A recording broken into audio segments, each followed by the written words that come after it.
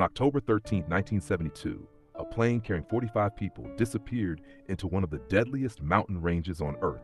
72 days later, 16 survivors walked out alive. But the question that stunned the world wasn't how they escaped, it was how they stayed alive. Uruguayan Air Force Flight 571 was carrying a rugby team, along with friends and family, from Montevideo, Uruguay, to Santiago, Chile. While crossing the Andes Mountains, the pilots mistakenly believed they had cleared the peaks. They began descending too early. At 3:34 p.m., the aircraft slammed into a mountain. The wings ripped off, the tail broke away, and the fuselage skidded across the snow before coming to a stop. 12 people died immediately, and several more died from their injuries in the days that followed. The survivors were trapped more than 3,500 meters above sea level. Temperatures dropped far below freezing. There was almost no food, no proper clothing, and no way to call for help. After 10 days, they found a small radio. The news was devastating.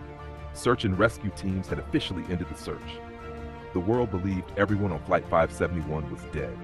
Starving and facing certain death, the survivors made an unimaginable decision.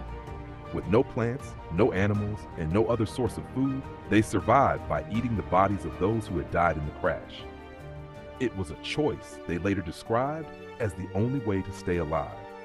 After more than 2 months on the mountain, Fernando Parado and Roberto Canessa set out on foot. They climbed across snow-covered peaks for 10 days before finally reaching a Chilean shepherd who alerted the authorities.